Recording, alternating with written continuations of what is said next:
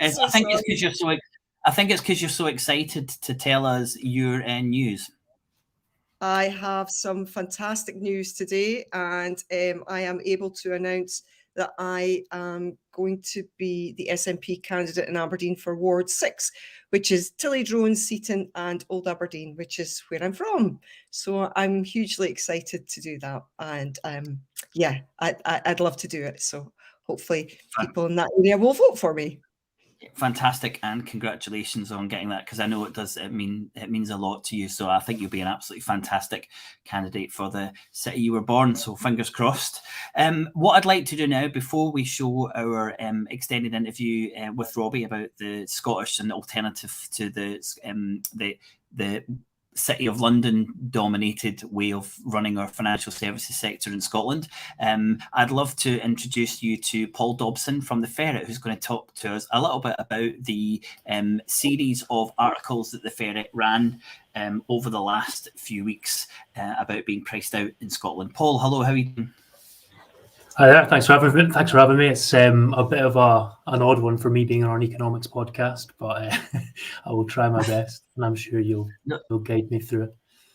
Yeah, we'll be gentle with you. I'm sure our audience will as well. The first thing I'd like to say is anyone who's watching, if you have read any of the articles that the Ferret did over the last couple of weeks, Paul, or did it extend a little bit longer than that? Yeah, so we published the articles, I think it was 2 weeks ago. So that was in tandem with the Herald. So we do sort of quarterly co-publications with the Herald, where we do a week of investigation on like a specific topic. And yes, obviously it was cost of living this time.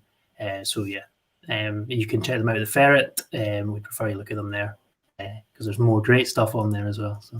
Yeah, well, we've got a link on the show notes as well to the Ferret to see the types of things that you've done. So yeah, so we've got a few questions just to get a really kind of flavour for what you were covering there. Karen, I think you've got the first question.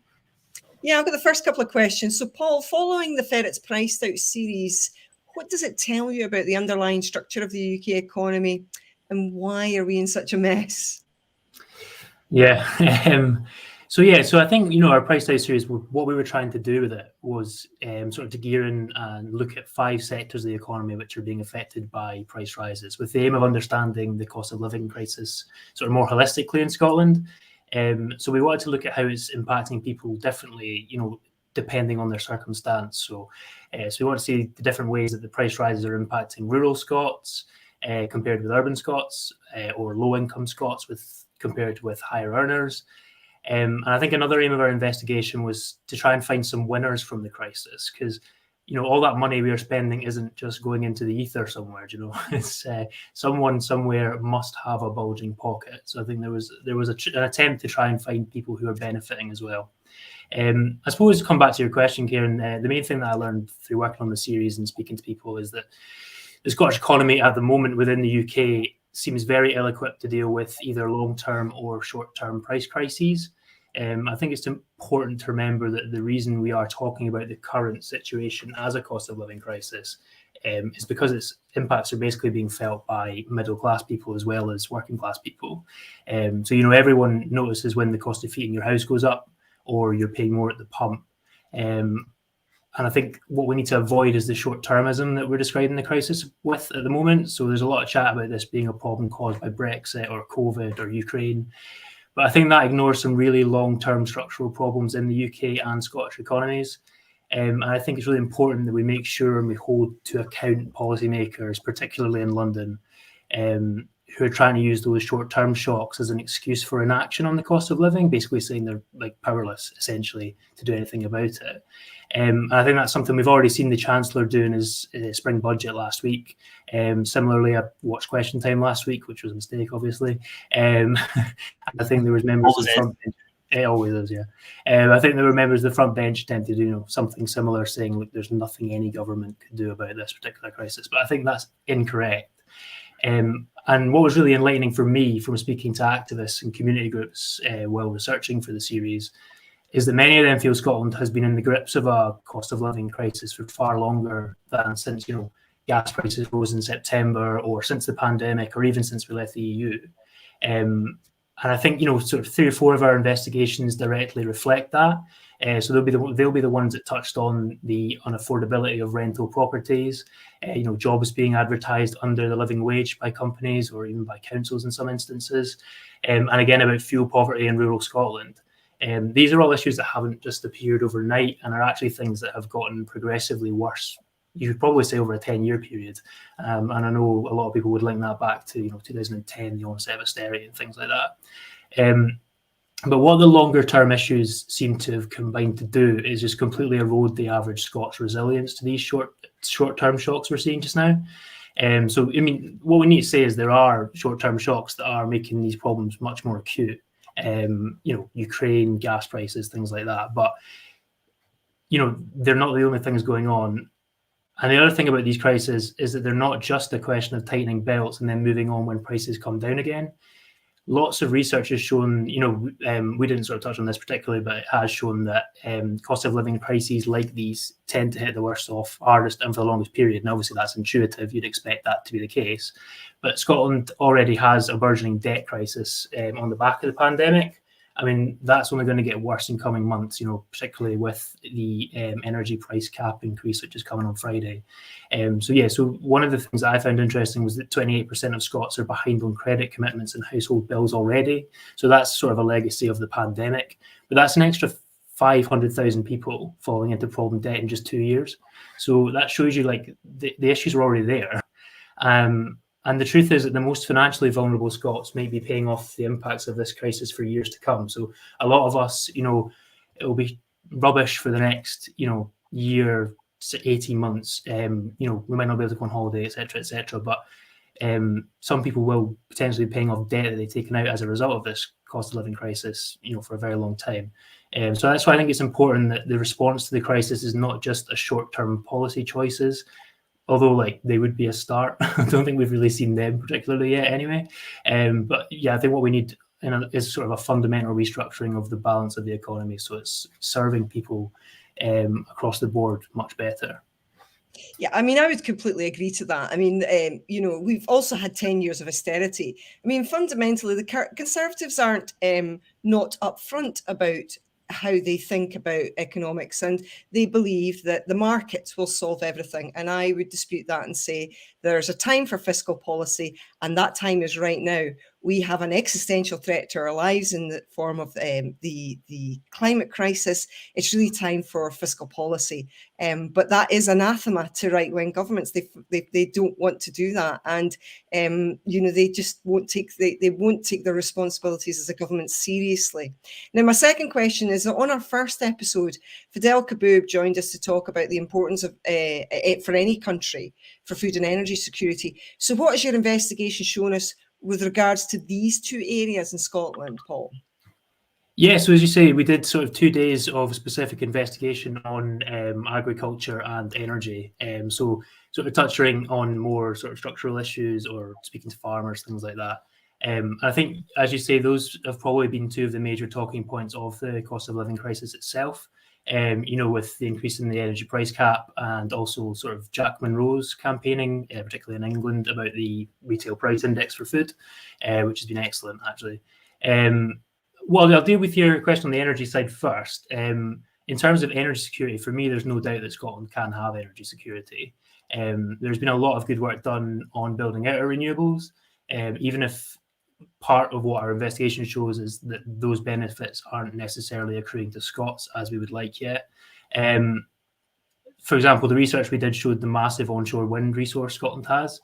So if that electricity, which was generated from those wind farms, was sold at 2022 prices, it would be worth more than £3.5 billion this year. So that sort of gives you an indication of how much electricity we're producing. And that's not to mention sort of offshore wind, other resources like hydro, tidal that could come in the future, and also, a budding Scottish hydrogen industry. So we have the resources, but that doesn't seem to be sort of translating into energy security for people in Scotland necessarily. So like individually on the ground. So Scotland has the highest rate of fuel poverty in the UK. And that was 2 times higher than England and Wales, even before the price rise comes on Friday.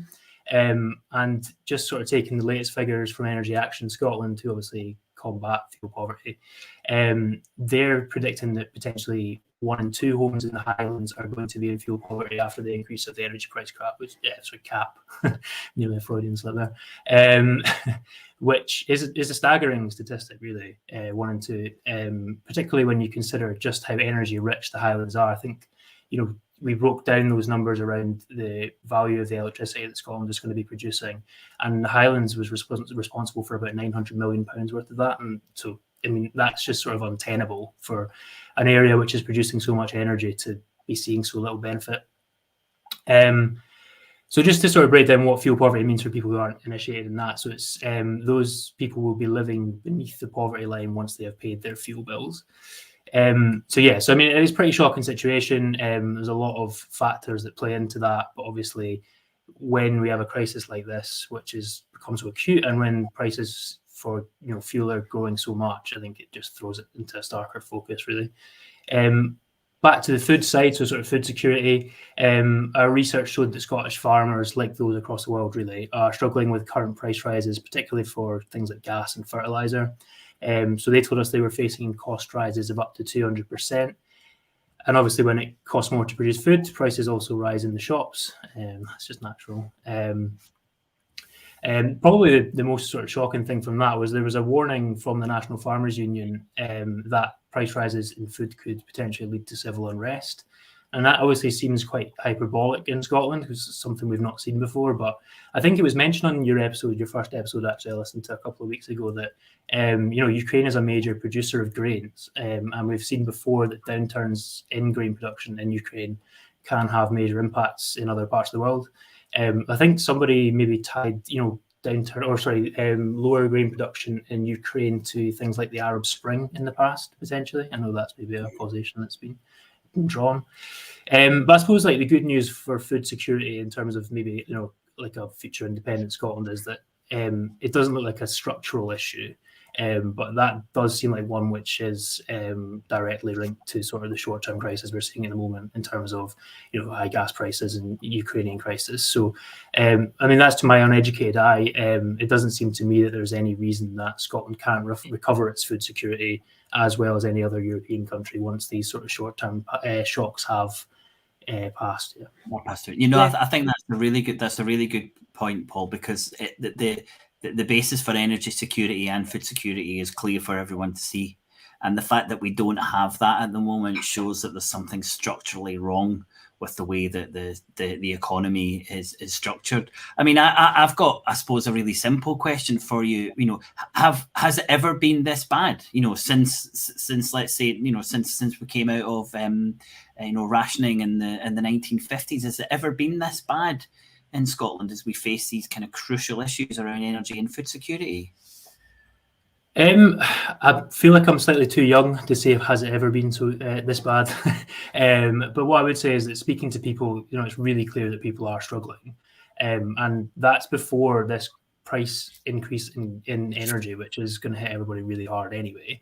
I think the Bank of England had said that it's the biggest fall in living standards since records began, which I think is 1990.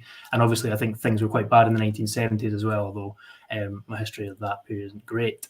But I think what you're saying is absolutely correct. And I think, certainly in the devolution era, I don't think there's been a crisis like this that, is in terms of like living standards and people's ability just to pay for basic essentials.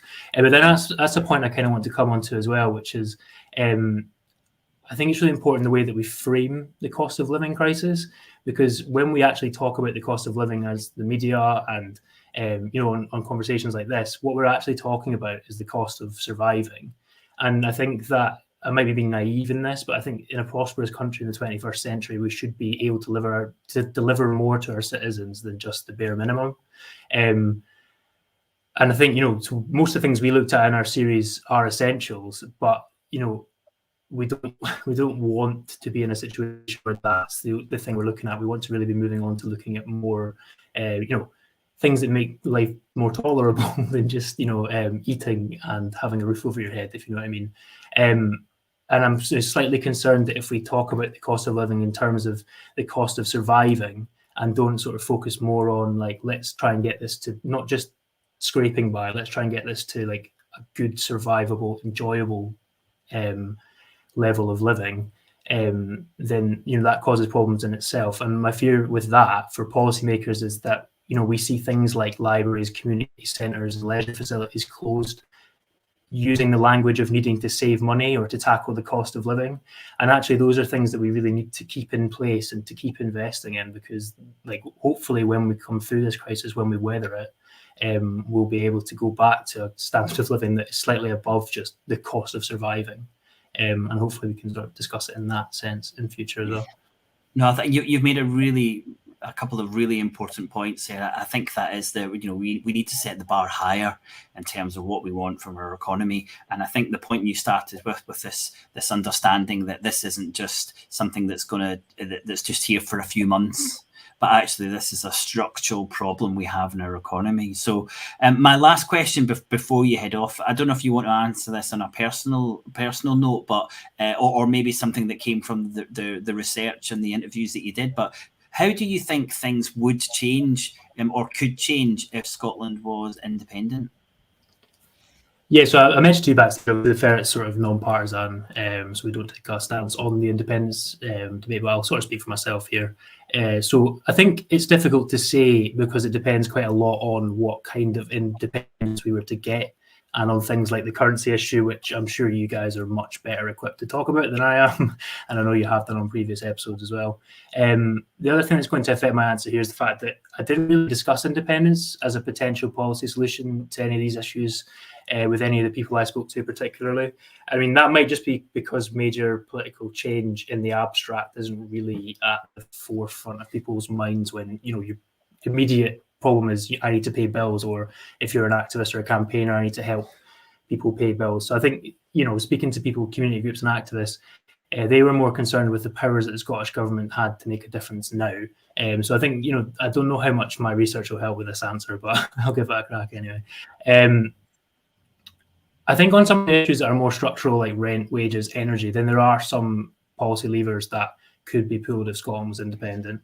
But again, that would depend on political will from whoever's in power. So it's far from like open and shut that independence would inevitably make these things better. But to be fair, the Scottish government has shown some appetite to tackle some of these issues, certainly more than the UK government, than Westminster. So I think from that perspective, and the other thing is that the Scottish government right now isn't necessarily indicative of a Scottish government under independence. So, there's swings and roundabouts there. So, but yeah, for example, on rent, I know Kate Forbes, in her response to the spring statement, she sort of indicated that the Scottish government, if it had control, would have reduced VAT on fuel bills. So that's sort of a small thing that would have made a difference if Rishi Sunak had done it. And obviously, on some of the structural issues, there's debates around bringing in things like rent controls. I slightly think that hopefully the timescale on that can maybe be accelerated, because I think that's another thing that's a crisis and has been a crisis for a long time. So I think, for renters, is it 2026 currently the timeline for bringing in the legislation on that? I think, some extra support just now would be really good for renters and would sort of would help them, or just help cushion the blow from these current price increases. There's also things that that are a benefit from just having governance closer to you, which I think probably is the major benefit of independence, full stop, which is just that they would be more sensitive to the needs of the Scottish population. Because I don't imagine they're sitting in the halls of power at Westminster and discussing how they can reduce fuel poverty in the Highlands. I just don't think that comes onto their radar. Do you know what I mean? Yeah. I don't think that, I think when the centre of power is so far away, these issues seem periphery, not just in terms of absolutely. And there's also that issue and there's also that issue in Scotland that the Central Belt might not be too worried about what's happening in the Highlands. So Kieran and I often say that when we're talking about independence, we have to talk about subsidiarity, which is pushing the decision and the power to the level where it's most appropriate to make decisions. And I think you've made a really, really important point there, that independence might not lead to a situation where we're able to address these problems better, but having the ability to do that and having the decision closer to those who are affecting you would hope allow us to be in a better situation, because it is going to be really tough. And I'll just put up a comment from Lars of Mars here, who said he remembers back in the 80s and 90s being told off for turning the immersion heater on, and asking how did we get here 30 years later. And I think that's a really good point or question to end with. Paul, thank you very much for joining us. I'd love to have you on again. Next set of articles you do that are as kind of profound and as engaging in that, we'd love to hear about it. And please do, if you are able to, support the Ferret for the work that they do. Paul, thanks so much for joining us. We really appreciate it, and see you again soon. Yeah, thanks for your time, guys. Cheers. Well, that was enough for a full episode, I think, what Paul was covering. I do recommend to everyone that they have a look at that series of articles that the Ferret did. We had to cover it after I read some of the articles at the end of last week. I thought we had to cover it on Scotonomics, because I think it's absolutely crucial for us to have a wider understanding of the economy, to really understand the impact it's having, not just on individuals, but on the economy as a whole. Kieran, we now have our main course for this evening. Do you want to do a little introduction to the video? Yep. So we were very lucky to be to guest Robbie Mochrie, who's he's a senior lecturer professor at Heriot-Watt University. He's a microeconomist, and he was talking to us about the Canadian banking system and its Scots origin.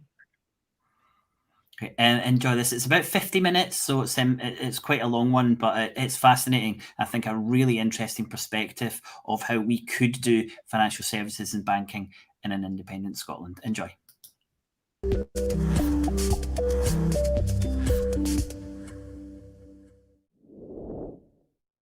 Hi, Robbie Mochrie, and welcome to Scotonomics. Could you tell our audience a little bit about yourself, your background, and what you're busy with at the moment?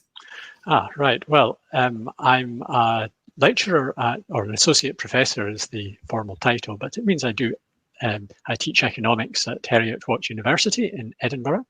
I've been there for over 25 years. What I'm particularly interested in at the moment are issues which have to do particularly with the financial markets, but also to some extent how those relate to Scottish independence, and what the opportunities and challenges will be for Scotland, because it has a very large financial sector, and that's going to be an important part of the Scottish economy afterwards. But it could also be a very fragile part, because this is perhaps the most mobile of all economic activities, and so Scotland might just lose it overnight. So there are very interesting challenges, I think, as soon as we start talking about finance in Scotland and independence. So you sent me a paper, which I found very interesting. It's called The Politics of Financial Development. And in the paper, the author asserts that populism is responsible for many of the world's banking ills. Do you agree with that? And would you like to add to that? Oh gosh, I mean, that's we're going straight into some very large areas here. But I would say that within political thought, there is clearly a distinction between liberal democracy and populist democracy, where liberals tend to be much more willing to allow the markets to work. Populists tend to want to intervene in markets. And I think that that's really evidence of well over a century, is that does not work well. It sounds nice that what you're going to do is to direct investment in the economy to areas which are going to be the most productive. But very often what happens with populists is that isn't the outcome. Instead, what happens is many populist leaders direct investment to their friends, to their family, to their supporters, and the rich get richer. But the outcome for the country as a whole is rather poor. So yes, populism, and if you can get hold of Mark Blyth to talk about his Angrynomics at some stage, that's a whole area that we're starting to look at much more closely in economics now, because of the rise of populism. We've seen, I would have to say, Nigel Farage, Boris Johnson, Brexit in the UK. We've got Donald Trump, no longer president of the United States, but still making a huge amount of noise off stage. We've seen the rise of people like Viktor Orban in Hungary. We've also got Putin's Russia and Xi's China. In all cases, what we're looking at are populist leaders who have been more or less efficient when they've been managing the economy, but typically less efficient in managing the economy. And that's partly because they don't trust other people to make good decisions. Now, the author also drills down into specific policy decisions, such as unit banking, deposit insurance, and community reinvestment. This is really something in the US. Could you tell us a little bit more about those types of policies? Yes, I mean, the unit banking one is very interesting in the United States because what we have is a real concern that there will be too much power within financial institutions. And so preventing branch banking stops banks becoming large. It also means that banks are unstable. So in the United States, even still, we have over 6,000 banks. Whereas in the UK, probably most people would be struggling to name more than, I would have thought, if they could get to 10, they'd be doing well. Now, Scotland, in fact, has a particular problem. It has the most concentrated banking sector in the world. And that goes back into Scottish history, where the Scottish tradition has always been that you want large banks, you want well-capitalized banks, you want stable banks. And that, I would have to say, is a completely different approach to how you manage some of the challenges of financial institutions to what we had in the United States. This, by the way, comes back to the populist element, which is that in many places, in many parts of the United States, clearly there was the huge debate in the 19th century over the nature of state rights. Banking was largely a state-regulated activity, and particularly states, agrarian states, were very sensitive to pressure from farming communities, which wanted to have very localized banks so that the communities had control over them. You mentioned the Community Reinvestment Act as well. That's, I think, a really interesting example in many ways of how regulation, which has good intentions, can actually have unforeseen consequences which are really, really damaging. So Community Reinvestment Act, the principle is that a bank closes down a branch in the United States. What it has to do is to demonstrate that it is making other provisions to ensure that there is still access, particularly to credit services. So there's still going to be lending going on. And part of that was a response to a practice which you didn't mention, but which I think is quite important, particularly in United States history, because so much of it has to do with excluding African American communities from access to finance.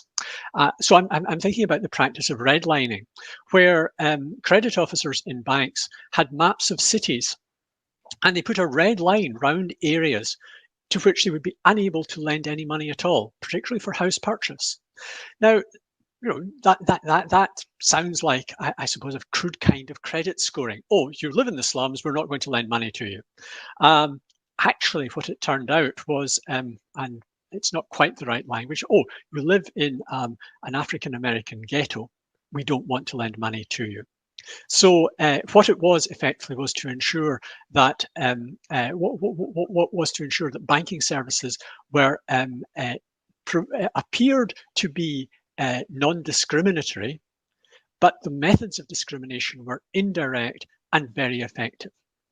So part of the response to that was the Community Reinvestment Act, which was essentially saying that there has to be fair access to banking across the country.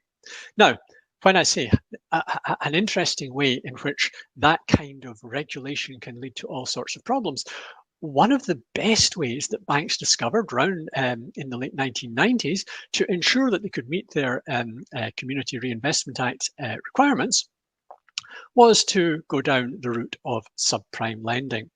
And for the next 10 years, roughly speaking, the United States just sucked in money, sucked in funds from all across the world. Banks all around the world, in China, in Japan, in Europe, in South America, wanted to have a piece of this huge expansion of American home loan finance.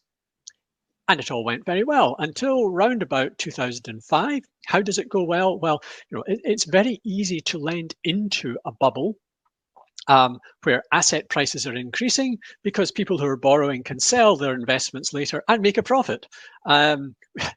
This is a British problem as well. I'm sure that many of you that many of your listeners are going to be recognizing the fact that we've had this kind of issue in the United Kingdom as well, at least twice in my career.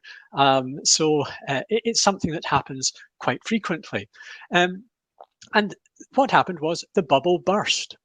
People at the end of the period, what was happening was that banks were lending 125% of the house asset value. So they could say, oh yeah, look, we're making funds available to these areas which have been struggling for years. But the cost of it was that they were doing no scrutiny of the quality of their lending. And so the Community Reinvestment Act, I think, is as I say, I think that it's really a very nice example of how you can start off with something which seems as though it's going to work well, it's going to help to direct credit to people who need it most, but the regulation itself can then be exploited by the very clever people who work for banks so that they appear to be meeting the regulation, while actually what they're trying to do is to make as much profit as possible, and to make that profit as quickly as possible. Most of them conscious of the fact that by the time, if it, maybe even conscious that this is unstable, this is going to go wrong, but either thinking they're going to be smart enough to step off before it all goes wrong, or even better for them, somebody else will be there. They'll have moved on to another job. Their success in lending money will mean that they've got into an even better paid job somewhere else, and someone else will have to clean up the mess behind them. So it's other people's money and other people's problems. I think that brings us really nicely to the nub of our conversation, which is, many of our listeners will be aware of, the 2008 crash.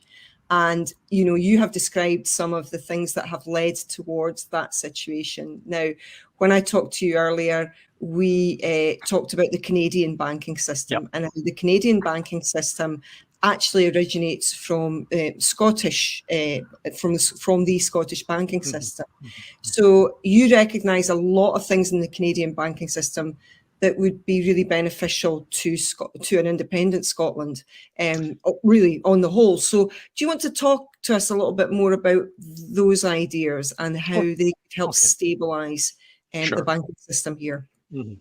Yes, I mean, I think it would be fair to say that in Canada, the banking system certainly, during the period when Canada was a colony, then a dominion, certainly depended very heavily on Scots. And I have talked with fairly recently retired bankers who say that at the time they were completing their professional banking qualifications in Scotland, it was the Canadian banks were coming in and they were looking for professionals who would be able to take on managerial responsibilities. So Scotland has long been seen as a talent pool for Canadian banks. And I think that you have to remember that when the British Empire was set up, Canada, the way that it developed, what we now call Ontario, was Lower Canada, Upper Canada, and Quebec was Lower Canada. One was originally French, which you can see in names like Montreal. But talking about the Canadian banking system, yes, there are huge influences from Scotland. Clearly, Canada was a colony of the United Kingdom from 1756, when the British got control of what was then called Lower Canada, the province of Quebec today, and then spreading by 1840, when Canada becomes united, Lower Canada, what we would now call Ontario, all of those areas were very heavily influenced by Scottish settlement. And I think that generally it's worth remembering that approximately half of the administrators in the British Empire were Scots. Essentially, the British Empire you can think of as being English money and Scottish manpower.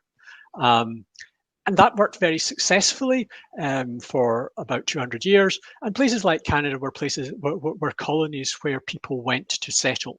They didn't just go in to extract some money and come back wealthy. They actually went over, they took their families with them, and their descendants are now there as well. So what we have in Canada is an awareness that the country needs a banking system. Even in the early 19th century, they were looking south towards the United States and could see that that banking system there was enormously unstable. So effectively what they did with so many Scottish bankers, this was a period of time in the first half of the 19th century, when the Bank of England did not really intervene in Scottish banking. And there are some rather, I would have to say, excitable economic historians who are looking for evidence of a system called free banking. Now, free banking is essentially where you don't have a central bank. The banks are large, stable, they regulate each other. If one of them looks like it's about to go out of business, the others decide whether to lend it the money it needs to keep on going, or whether just to say, well, actually, there's nothing here. This is just a shell. Let's just shut it down.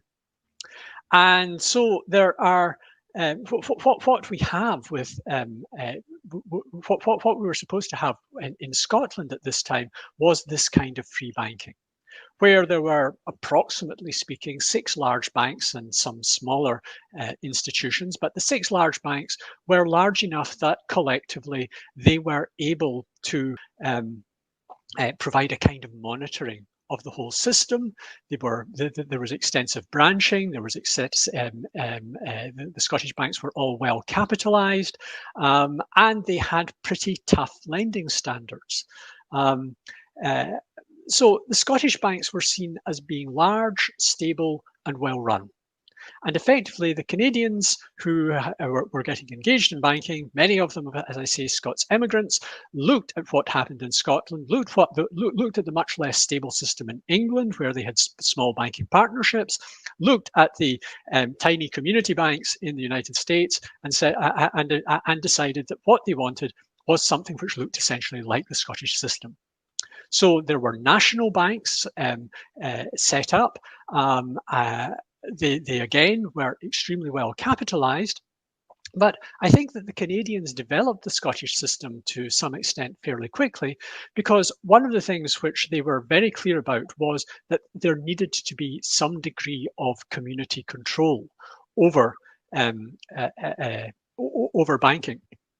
And I think it's also quite interesting. I mean, I've talked about access to finance for rural areas in the United States just a little bit. We see a similar problem occurring in Canada, where farmers in prairie provinces felt that because the banks were all in Toronto, Montreal, even in Nova Scotia, but they were all Eastern Canada based, Western Canadians felt that they did not have good access to banking. And so one of the first things which happened in 1931, when Canada became a dominion, when effectively when it got pseudo-independence, I'll call it, the United Kingdom stopped trying to have any say in its legislation whatsoever. One of the first things that happened was that there was a commission set up, and that commission recommended the creation of a central bank, the Bank of Canada, largely to allow better access to credit for Canadian farmers in the prairie provinces. And that, I think, in itself is quite interesting, because very often what we find is that central banks emerge as a result of a crisis. Canadians had such a stable system, there wasn't a crisis. The banks were looking after themselves perfectly well. They were perfectly well. They were perfectly well regulated, but the the people felt that banks were not giving them the service that they required. A large section of the country was underbanked. Oh yes, a large section of the country perceived itself as being underbanked. I think that that's perhaps the important thing, particularly in terms of politics. But yes, I mean, it was recognised by the government that there were problems of access to rural finance for development. Yeah. And so This creates the Bank of Canada as a supervisor for the banking system. It takes over responsibility for monetary issue. There are no longer private banknotes in Canada, and it looks very much like a standard central bank. However, the Canadians insisted on two things. Initially for 10 years, and then I think it's from 1983, every 5 years, they renew their Bank Act. Now, this is the fundamental piece of legislation which determines the powers which banks will have in Canada. And this is very different from, say, the United Kingdom, where, yes, there have been several Bank Acts, most of them mostly codified in the 1979 Act, but it's not a regular review. And so very much I would say that the Canadian approach is, well, we're going to decide what banks can do. And if they want to have more authority, so for example, Canadian banks got in the 1960s were able to argue that they should be able to move more into house purchase loans. They have to make the case for that. They have to demonstrate that they're going to be able to do it more efficiently than the institutions which are already offering these kinds of services. And with the Bank Act being reviewed every 5 years, that's also the length of a Canadian bank's operating license. So Canadian banks only get granted, if you like, 5 years permission to trade at a time. That, as I say, is completely different from the United Kingdom, completely different from the United States, where banks effectively have indefinite permission to carry on trading, and where I would have to say the idea of bank licensing is much more to do with whether the systems are fit and proper. It's much more around prudential regulation rather than what has become more popular in the last few years, the ideas of conduct regulation, where we don't just think about whether the bank is making good lending decisions, but we think about whether the bank is actually providing good services to the public. So the Canadian system, I would have to say, has a much higher degree of democratic control than we see in other banking systems. And I think that that is something which, if Scotland becomes independent, it would be worthwhile exploring whether there are, whether having, in effect, given the Canadians a template for a banking system, we can now look at the way that they've developed that template and whether there are ideas which we can take back to Scotland. Robbie, that's fascinating hearing about how it's done a little bit differently and looking ahead to Scottish independence. But I'm sure you're aware of the Sustainable Growth Commission report, and that talks about grandfathering. And that report says that Scotland will effectively cut and paste the financial regulation of the financial services sector as well as other regulation, which means, in another way of looking at it, that Scotland will start from a very similar, if not identical, form of regulation from financial services in London. So how far is that removed from the Canadian system? And really realistically, where would Scottish regulation be, considering those two kind of polar opposites that you've spoke about there? Right. Okay. So the first thing is grandfathering is simply saying this is how we're going to set things up. If you're able to do it at the moment in the United Kingdom, you can do it on the day after independence in Scotland. So let me step back just a little bit. I'm not going to get into an extensive critique of the Growth Commission at the moment. If you do want me to, then ask me a few more questions. But what I'd have to say is that a huge challenge for Scotland after independence, I think, is going to be keeping its financial services sector more or less intact. And we can divide that financial services sector in two, roughly speaking. One half is banking, what we've been talking about so far. The other half is investment management. Now, investment management is completely different. It's looking after other people's money, and it's much more direct financial intermediation in the sense that your broker buys you shares in a company, or bonds or whatever it might be, but some kind of investment products. And Scotland manages, roughly speaking, 30% of all UK pension assets. It's a huge part. What we're saying, in other words, is that the financial service, that investment management sector in Scotland is potentially going to be a very large export earner for Scotland. And roughly speaking, what we're talking about is £2 trillion under investment in Scotland. So let me just, in case people haven't heard that, that's £2 million under investment in Scotland, earning probably something like an income. It's hard to say because many of the companies have very complex reporting structures, but a very rough estimate would be earning something like £15 billion a year. That's almost 10% of Scottish national income. And if regulation looks like it's going to be excessively harsh, excessively burdensome,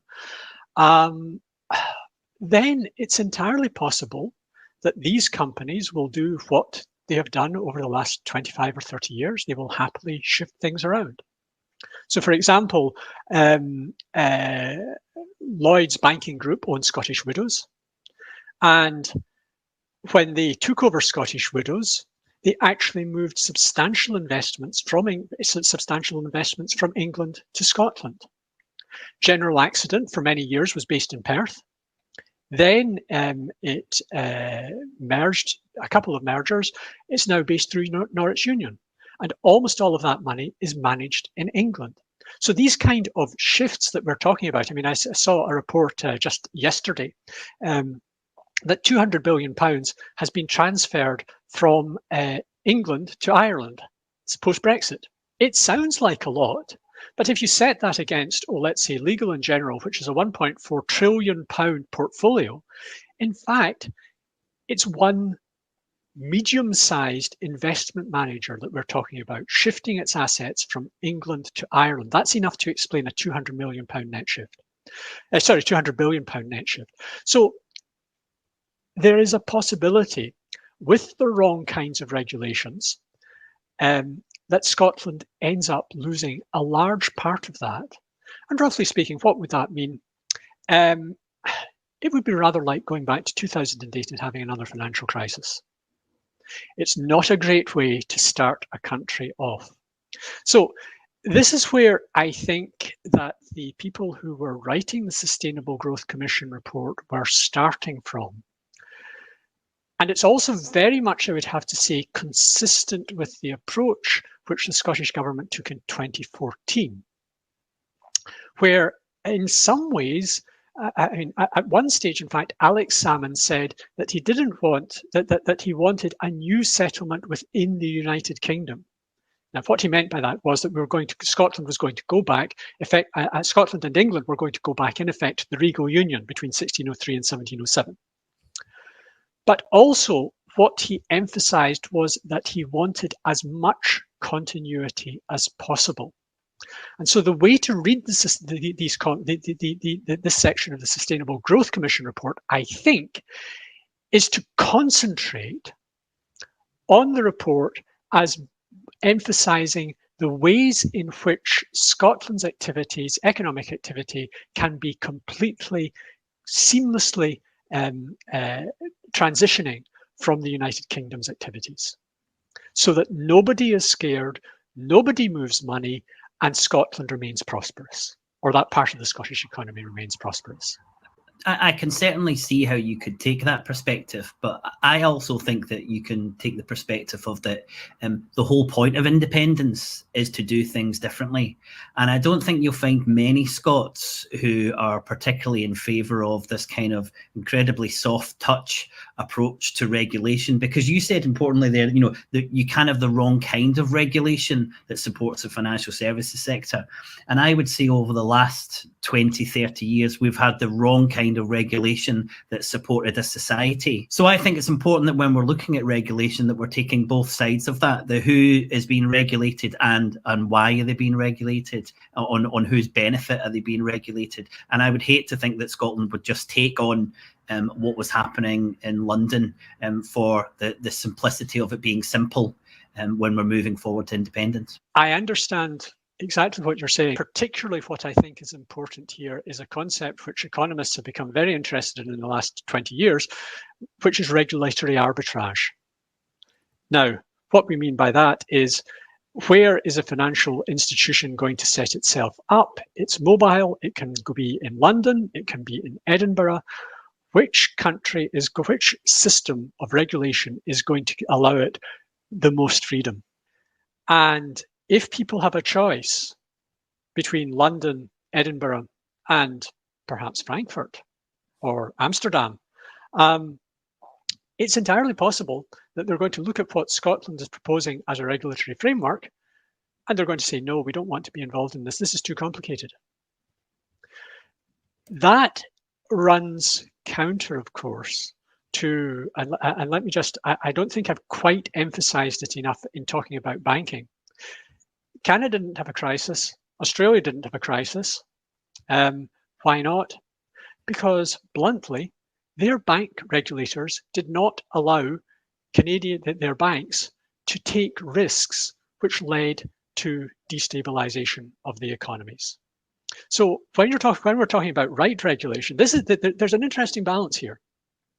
Do you give up some growth in the short term, but get greater stability, which might mean that in the long run, you're better off? And with that, I would say there are also important questions which come around the nature of the economy, the nature of the society that you want to have. Because when there is a crash, some people get really badly hit. They lose their jobs. They may lose their health. They may lose their family, because it's such a stressful experience that they get divorced. Mm-hmm. And I mean, I think that social institutions matter. The largest single cause of bankruptcy in the United States is inability to pay for healthcare. That really strikes me as an amazing statistic, that the richest country in the world cannot provide its citizens with adequate healthcare, and that's a result of political choices. It's a result of political choices which they have made. Now, it might seem the same thing with banking. Oh, the most innovative banks in the world in the early 21st century were found in the United States. Then they went bust. Yeah. No, I think that is a really important point, and it harks back to the kind of the financialization or over financialization of any economy. And certainly, you started the interview saying how big the financial services sector is in Scotland, and there's two ways to look at that. Isn't that fantastic? But also you can say, well, what impact is this actually having on the other areas of our economy? It sounds also to me as if the financial services sector is oversized for this, for the size of the economy. And this is, you'll know that this is frequently referred to as the finance curse. And we talked about this, you and I actually, about how you have PhDs ending up in the financial services and actually making things far too complex, which is part of the reason that we ended up with the problem in 2008. And I had an acquaintance who was studying for a PhD in brain science, and they ended up leaving that PhD to go into not financial services per se, but some other area of the economy, because that wasn't paying as well. So, when you have a brain drain towards the financial services sector that shouldn't be going there, it should be going elsewhere. That's a problem for a country.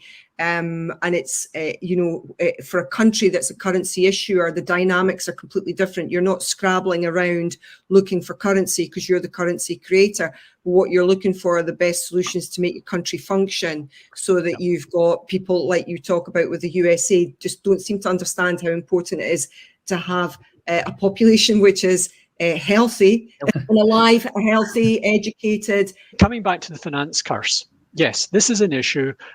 There's been some really interesting research done in the last 10 years, which suggests that countries which have financial sectors growing increasingly rapidly actually experience lower growth. And I was just looking at some data this morning and thinking about the fact that for the whole of my lifetime, In fact, slightly more than that, because I'm going back to Harold Wilson and the white heat of the technological revolution. This was to improve British productivity, and there has been a concern within politics that Britain has been insufficiently productive for over the whole of that period. Now, the solution to that, in some ways, was, or Mrs. Thatcher's solution to that in the 1980s, was to free markets, and particularly to allow, to allow finance to flow where it would make most profits. Now that, in many ways, seems absolutely sensible, but as I say, you end up with this trade-off to some extent between growth and stability. So Mrs. Thatcher's government was not particularly successful in increasing the growth rate of the UK economy over the whole of its period. In fact, it may seem slightly odd, but if you look at the period between John Major's election in 1992 and Britain going to war in the Gulf in 2003, that was the one period in which UK growth the one period since the Second World War in which UK growth matched European growth. And Britain was actually starting to reach levels of income per head which Europeans considered normal. What did we do? We trusted our bankers. And our bankers kept on saying, we can do more. I mean, it's a really, grow. If I can put it this way, a bust hits some people really very hard, very quickly. A boom affects everyone, and it takes a long time to go from just being a period of solid growth to being unsustainable growth. And particularly what happened in the period around 2003, if you go back and look at what was being discussed about finance, it wasn't, oh, we need more financial regulation. It was, we need less financial regulation. Gordon Brown, who probably did more to deregulate the UK financial economy than everyone else, and who even in 2007, 2008, both Gordon Brown and Alex Salmond were asking Royal Bank of Scotland what they could do to help it. Taking it into national ownership would probably have been a good idea at that point. Mm.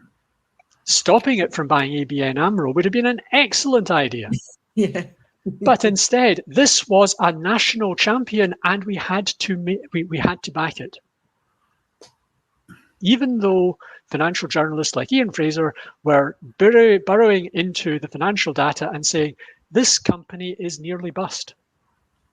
We didn't want to hear the message. Now, the message is extremely seductive to politicians. Effectively, what the bank said to the politicians was, we can increase the average rate of growth in the UK by 0.5% per year. That doesn't sound very much. It sounds pretty boring and technical. It means people can replace their cars more often. They can buy bigger cars. They can move to a slightly larger house. They can take longer, more expensive holidays. Their children can go to private school. Whatever it may be, people are able to realize their dreams slightly more quickly. And I think that it is an important thing for parents. They want their children to be better off than they ever were. And so that long 15-year cycle, or that long 15-year climb to the financial crisis, we were being assured all the way through it that banks had worked out what had gone wrong in the past, and it was going to be, this time it was going to be different. Which, by the way, is a title of a really interesting book on financial crises. This time it's different, 800 years of financial crisis. Does that not show us that, again, to come back to regulation, that leading to this kind of soft touch regulation and believing that financial services was the answer to all of our problems is, in the short term, how we've ended up with more medium and long-term problems. And I'd like to kind of highlight the role of the financial services sector in the renter economy. And you mentioned productivity there, and one of the reasons that the UK's productivity is so low is that there's so much money that goes into mortgages. and houses and land. And in a lot of other countries, the percentage of available money that goes into other things like, I don't know, say innovation and research and development and creating new things is much higher than it is in the UK. So again, it looks like an independent Scotland would be saying, that's all great. We're happy to start from that position. And the final point I wanted to make, because it's fascinating hearing about Canada, is that what we're kind of saying through the Sustainable Growth Commission, which is still the only kind of live bit of future planning for a Scottish independent economy, is to say we're not going to copy our soul, which is in the Canada banking. This is how we used to bank. If we were left alone, this is how we would probably bank. We're not going to copy that. We're going to copy this kind of Anglo-Saxon approach to finance, because we've been involved in this union for a few hundred years. And it just seems, if we take a step back, the type of banking that we should have is much more the Canada model than it is what we've got in London. And that's where I've arrived at that fascinating journey that you've given us. Does that seem like a fair summary of where we would end up? Okay, let me try and think into how I would be having this argument with people who aren't perhaps your natural listeners, with people who have offices in the West End of in the New Town and the West End of Edinburgh, and who are, what was Peter Mandelson's phrase about being entirely, entirely relaxed with some people being filthy rich? Mm-hmm. Well, if I was talking to maybe not the filthy rich of Edinburgh, because I'm sure they're far too well brought up to do anything that's filthy, but the Unco Good. If I was having this conversation with them, one of the things that I would be pointing out is, look, almost all of your investments are intended to be long-term. You're funding pensions. And if you look at the way in which banking developed in the early years of this century, one of the weirdest things was Northern Rock's finance director lived in Geneva and flew in once a week. Nice gig if you can get it, I think. Lovely. I mean, if you gave me the choice of living in Geneva or Newcastle, I think Geneva would probably be my choice. But what came out of that, what came out of Northern Rock was a financial model in which essentially every day they had to go to the markets and raise the money to pay off the loans they'd taken out the day before, which were being used to finance house purchase loans. Now, one of the first things that I tell my students is, yes, banks are engaged in maturity transformation. They take in deposits which are callable at any time, and they use them to finance long-term investments. But that's using depositors. This was going to other banks and saying, can you see me to the end of the day? And it all worked out well while house prices were going up and mortgage and borrowers were able to repay regularly. But as soon as they weren't, that money went. Nobody wanted to be left on the hook of being the last lender to Northern Rock. And it didn't matter how much they were willing to pay in terms of interest, nobody wanted to deal with them. Now, I think that one of the interesting things which has happened in economics in the last 25 years, in financial economics, is starting to realize that actually crisis isn't a bug within the system. Crisis is part of the operating system. You're not going to get rid of it in banking.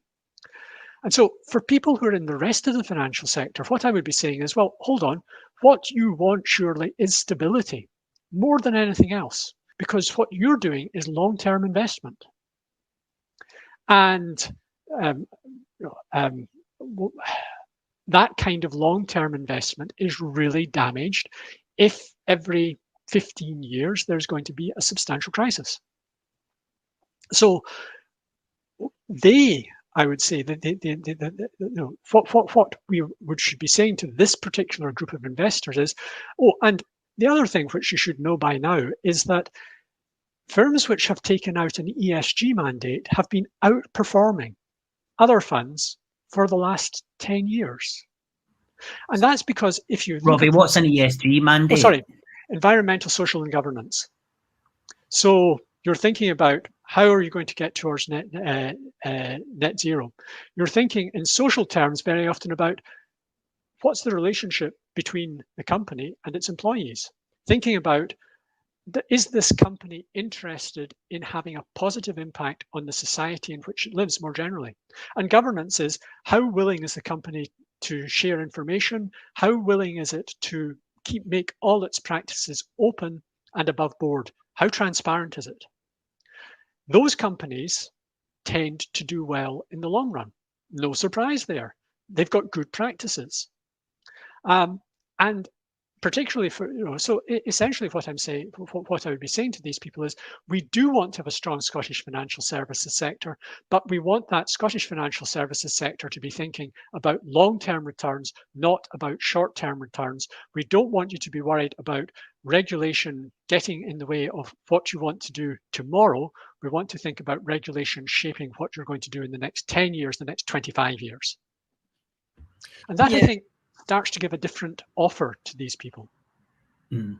Yeah, I mean, fundamentally, what you don't want in your country, operating in your country, are a bunch of cowboys who are unregulated. And in the case of Northern Rock's boss, they don't even live in the country. You want the people in the financial services to be invested in your country and the well functioning of your country. That people are well, they are educated. You have a mixed economy, which obviously is going to provide resilience for your country. But these are also responsibilities of the politicians as well. And again, I would come back to that point that too many politicians think that growth is the way towards making goals happen, and really understanding that when you're a currency issuer, that completely changes the dynamic of what you're doing, and that you are really running a country and not a business, which to a certain extent, the Scottish government are in that position just now as a currency user. They are looking for currency at the moment. Yeah, I mean, I don't think that it's so much to do with being a currency issuer or a currency user, so much as having to work out how to fund spending. The Scottish government just really doesn't have to worry about that at the moment. And that is a large part of the normal business of what government is in most countries. And so I mean, my feeling about this would be that, again, government wants to have a stable economy. But really, when you think about what government is about, it's not about running a business, it's about solving problems. And indeed, if you talk to most people, if you talk to someone like, I don't know, Steve Jobs or Bill Gates, and ask them, well, what really motivated you? I'm sure money was important to them. But if you look at the way that Bill Gates has walked away from running Microsoft, and with his wife running a huge philanthropic foundation, a bit like Warren Buffett, he seems to have the view that it's not important that he dies particularly rich. He can give away most of the money he's made, and okay, he can give away most of the money he's made and be richer than the three of us put together easily. But what's important about that is that he enjoys solving problems. And what we need are people who are good problem solvers. Now, one of the things, I mean, you've talked, Karen, about this to some extent, but it's more than just, I'm doing a PhD in brain science and now I'm going off to write really hard code for a financial investment company, or because of the statistics which I've done learning quantum mechanics, I can become a quant in a finance house.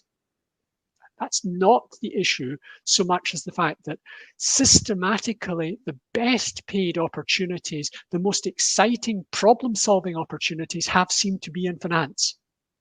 And in some ways, what I would want is Scotland to say, hey, we want engineers, we want scientists, we want civil servants. We want people we want all sorts of occupations to be exciting to young people to go into, so that, as you said, we'd have not a balanced economy, so that we have a balanced society. The economy can look after itself. This is about society. This is about people. And this is about people, how people are going to live their lives and how they're going to live rewarding lives. I was just going to say, you make exactly the same point that Warren Mosler did yesterday when we interviewed him. You know, you want to run the country so that your young people want to stay there, and they see exciting opportunities for themselves in their own country. Yes. One of the interesting things, since devolution, Scotland has started to see a reversal of the graduate brain drain. Scottish universities attract a huge number of students from England. More of them are staying.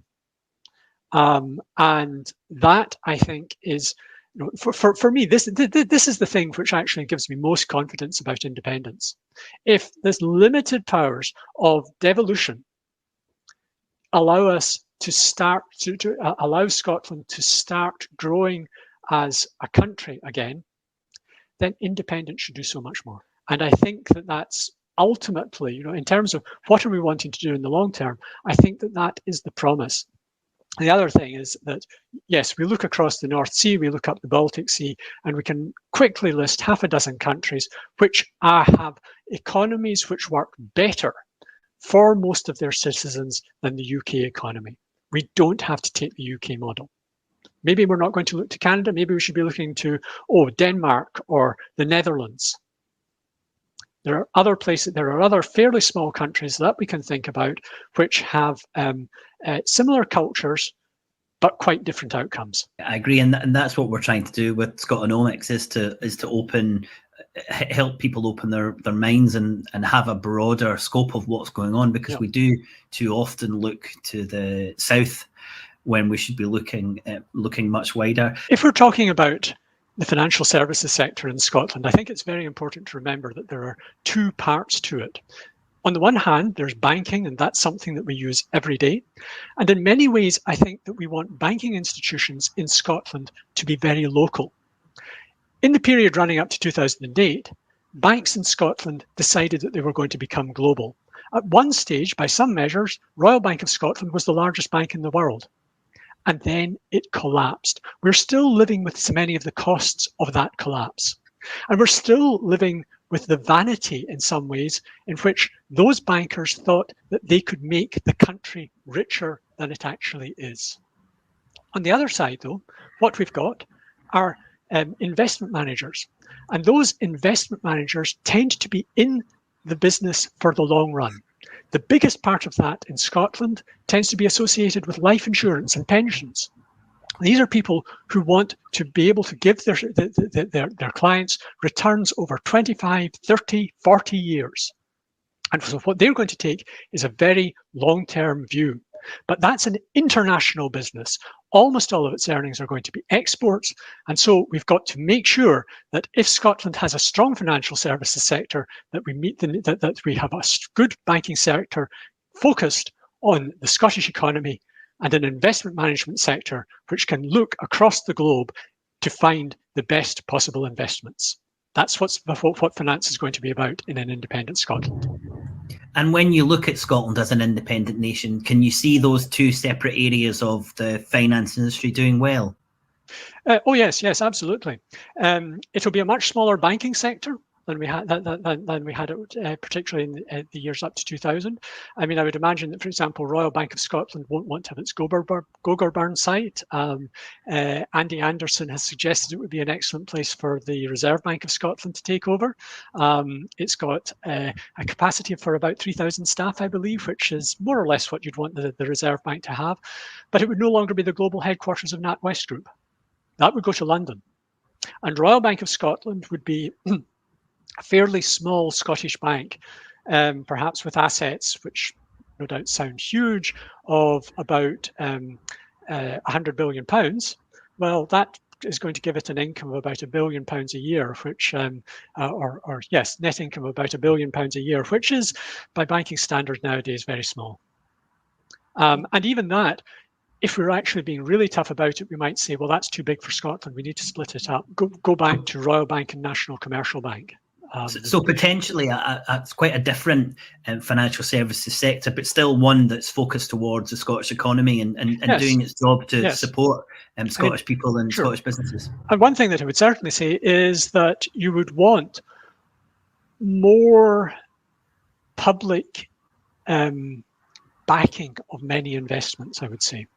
So one of the things that we'd be looking for, not so much the financial services sector itself, but the finance sector in Scotland.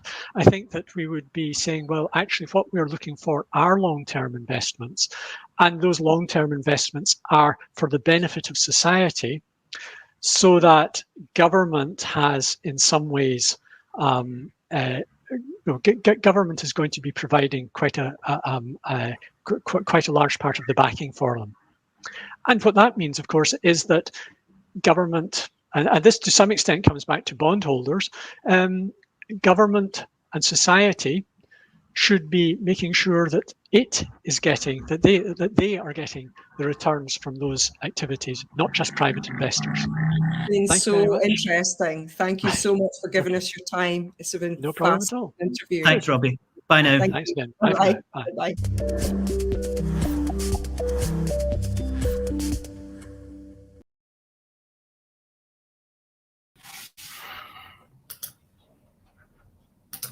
Hi, Kieran, and welcome back, everyone. I hope you enjoyed that extended interview with Robbie, and I thought we got into a lot of really deep detail into the possibilities of doing banking and financial services different in an independent Scotland. Kieran, what's your thoughts after having watched that again? I got more out of that. That's the second time I've watched it, and I thought that it was a really important point that he made about recognising the need for community control over banking. I think that's a really obvious, but it's something that's been missed out for a while, and it's clearly something that needs to be inserted again into our democracy.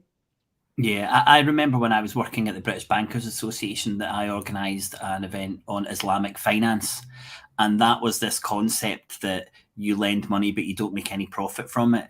And you can imagine that it looked nothing like any of the other events that we ran for the financial services sector. And it seemed like such a peculiar process to banking, this idea that you lend money to help people rather than to make a profit. So, there's so many different ways that we can do banking. And I think that we picked up on some really interesting and important areas there just by looking outside, and as I said in the interview, rather than just looking south towards London, looking across the water and seeing what other types of financial services industries do and how they're run. So I thought it was a really fascinating interview, and it's really good to have someone like him helping and supporting the independence cause as well, because he clearly knows what he's talking about. Yeah, I mean, the other thing that he pointed out was just how huge our investment sector is as well. And that made me think about a previous guest who was talking about anchor institutions. And when you think about investment houses as being anchor institutions, it's so important, if there's such a large sector, that they're making good investment choices, and not just for the sake of profit, but also for the sake of their communities and for the sake of the planet as well. Yeah, and a really good point from David there. And it's really good, David, that you picked that up, because I think that is it's. I wrote a blog post, I think it was in 2015, which I'll post at some point, which was called The Good Bank, and it was just looking at a very different way of doing financial services and banking in Scotland, and looking across to Europe and seeing what German regional banks do in that way. But yeah, I agree. I think that we've got to look at this idea of a relationship rather than this. Top down, perhaps. Yeah. That's better than I won't tell you what I was going to choose for. But this idea that the banks are there to support society and the economy rather than to make profit from it. So yeah, so I thought it was really, really interesting. Thanks to everyone for your comments. I think we had one question here which was around regulation. Yeah, so I picked this one up, Hashbury, because as I mentioned in the interview, this is one of the myths that we have inherited in a neoliberal society. And there's a wonderful book you can just see over my shoulder there, which is Free Lunch Thinking. And Tom Bergen looks at these 5 or 6 myths. And I think this idea that regulation drives businesses from your country is that there's very little evidence of that. And I'm just looking at, for example, what's happened in Ireland with the reduction in corporation tax.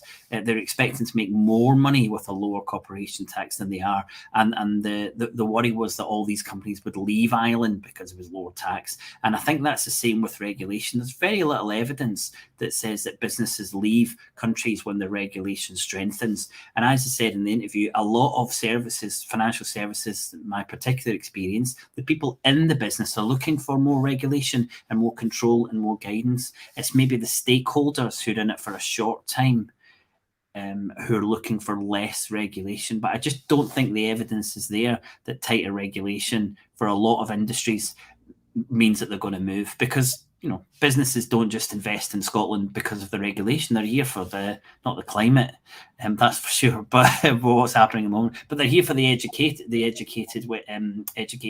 population. They're here for the culture and the society. Pardon? The rule of law. The rule of law. There's absolutely. There's all these things that are part of reasons why businesses come to a particular country. So I just think it's a bit of a false flag to think that we have tighter regulation or more balanced regulation and these companies are going to leave. So I hope that picks up on your comment. And I think Robbie and I had a little bit of a disagreement on that when we were discussing financial regulation, but not too much. Kieran, any final thoughts before we say goodbye to the audience tonight? Just to say that I'm really grateful that Robbie gave us his time, and I thought it was a fascinating interview, and I picked up even more the second time. So again, I would say to our audience, it's a good idea to listen, 2 or 3 times to some of these people, because some of these interviews are very information rich, and you do pick up something the second time round. Yeah, definitely. Well, that's a good pitch for watching these again. It's also worth saying that if you do join our Patreon, then you get all these interviews a few days before. So you can listen to them and watch them, and then watch them again with the community who are watching live. So thanks everyone for joining us tonight. We've got 4 wonderful shows lined up for you next month, which I've already announced to our subscribers on Patreon, and I'll be telling everyone else about them tomorrow. But Kieran, thanks so much. And again, congratulations again. For your candidature, if that's how you say it, for your home city. And everyone, until next week, thanks for joining us. Bye for now. Bye-bye.